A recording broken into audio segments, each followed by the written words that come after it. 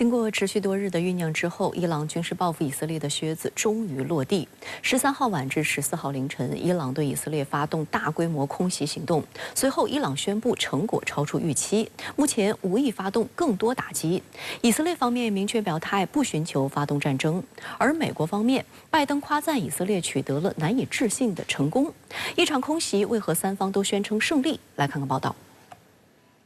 当地时间14号，伊朗武装部队总参谋长巴盖里表示，对以色列的报复性打击已经结束，取得完全成功，目前无意发动更多打击。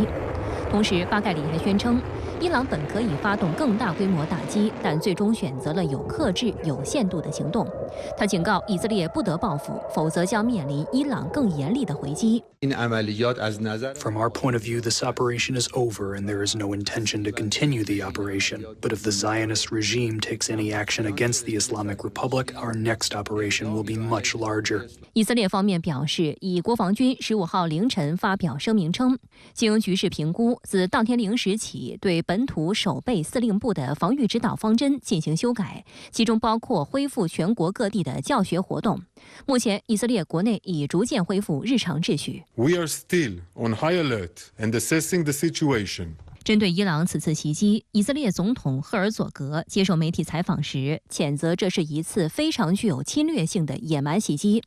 此外，他还表示，以色列并不寻求与伊朗开战，但其袭击必须得到相应的回应。 That we will take the necessary steps that are necessary to protect and defend our people. We are not war seekers. I think I would leave it at that. 赫尔佐格还透露，以色列总理内塔尼亚胡正在与许多国家领导人展开对话，并与其盟国进行亲密对话，以应对伊朗的行动。14号当天，7国集团领导人连夜举行视频会议，协调对伊朗袭击以色列的外交回应措施，呼吁各方保持克制，并采取行动降低紧张局势。 美国总统拜登也与内塔尼亚胡通电话，表示美方不参与且反对以方以任何方式向伊朗发动反击。Whether and how the Israelis will respond, that's going to be up to them. We understand that and respect that. But the president's been very clear. We don't seek a war with Iran. We're not looking for escalation here. We will continue to help Israel defend itself. 不过，针对白宫的表态，美国前总统特朗普趁机批评拜登政府太软弱。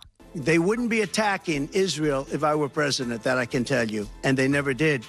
而曾在特朗普执政时期担任总统国家安全事务助理的博尔顿，在接受美国有线电视新闻网采访时，要求美国政府对伊朗实施更强有力的反击。 I don't know what they'll do. I can't predict it, but I will tell you this: if Joe Biden, as some press reports have it, is urging the Israelis not to retaliate at all, he is an embarrassment to the United States. This is an American interest.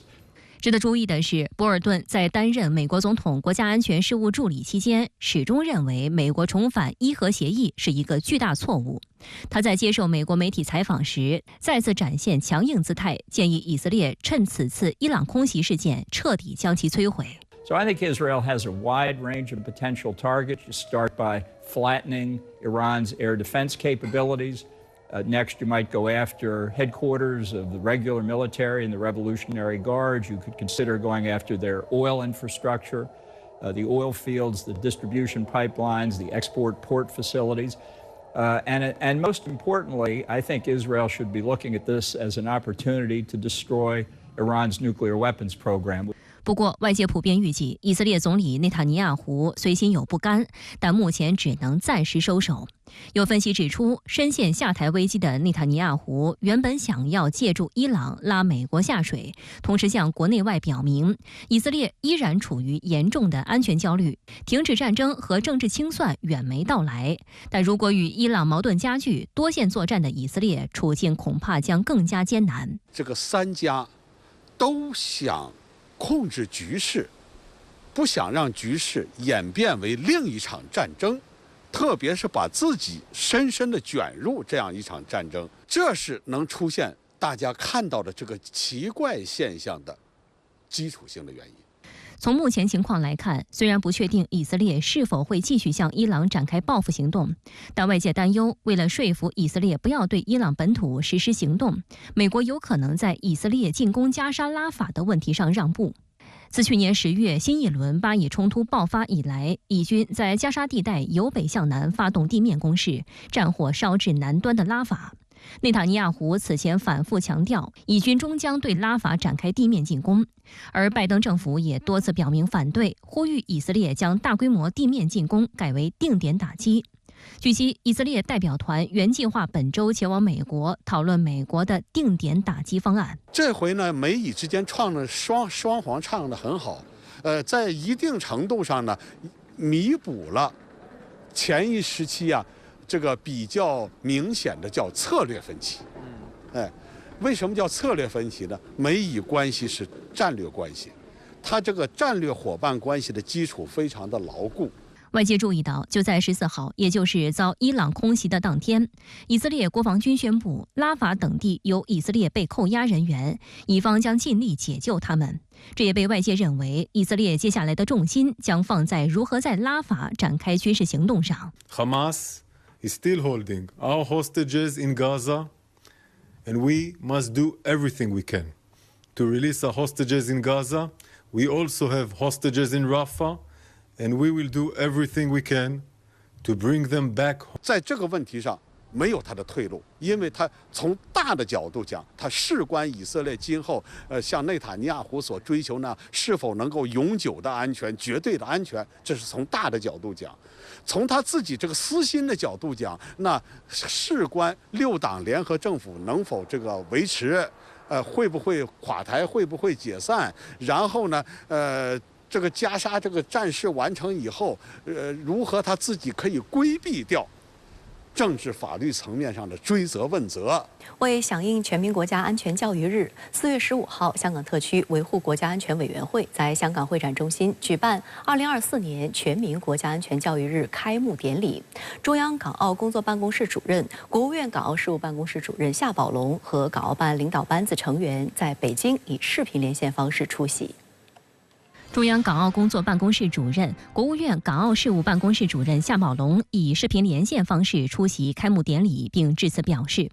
今年是习近平主席提出总体国家安全观10周年。习近平主席系列重要论述为做好维护国家安全工作、加快推动香港由治及兴、确保一国两制实践行稳致远提供了根本遵循。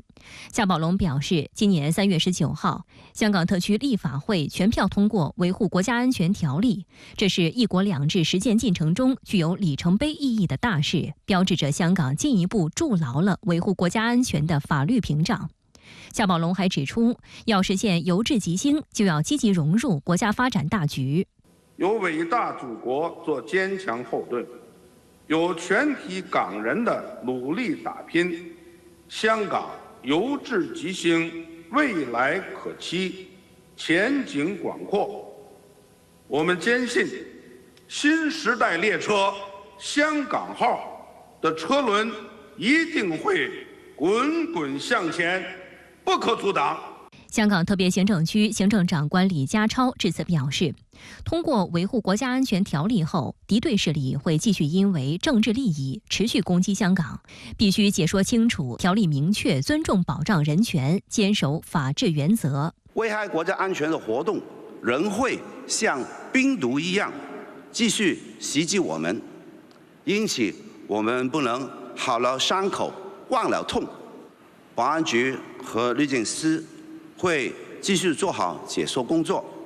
让大家更了解条文的内容。中央驻港机构负责人在现场参加开幕典礼。香港中联办主任郑燕雄表示，堤坝的效能在于无漏洞、无缺口；法治的效能在于成体系、无缺陷。香港国安法与维护国家安全条例、驻港国安公署与特区国安委双法双机制是香港法治体系不可或缺的基石。从此以后，双法双机制必将有效发挥中央事权和特区责任双保险作用，成为香港维护国家安全的标本兼治之策。就在上个月，香港特区完成基本法第23条立法，为香港实现由治及兴提供坚实支撑，翻开了一国两制事业新篇章。香港舆论普遍认为，这是维护国家安全条例生效后的首个全民国家安全教育日，对于香港有着重大意义。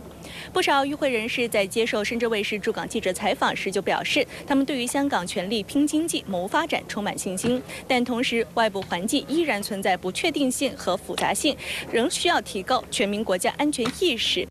全國人大常委會香港基本法委員會委員、香港立法會議員梁美芬在接受深圳衛視駐港記者採訪時表示，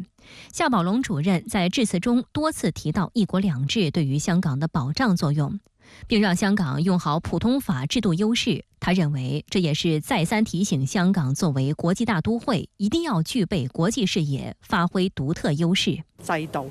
係完整咁樣保護咗香港呢個家園，為國家保護好香港之後呢，我哋呢就係應該輕裝上陣，去發展好經濟。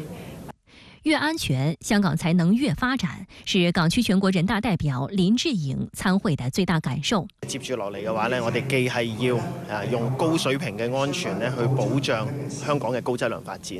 咁喺經濟發展嘅同時呢，其實亦都要做好我哋國家安全嘅一啲教育同埋一啲具體嘅一啲落實。咁樣香港嘅發展呢，亦都係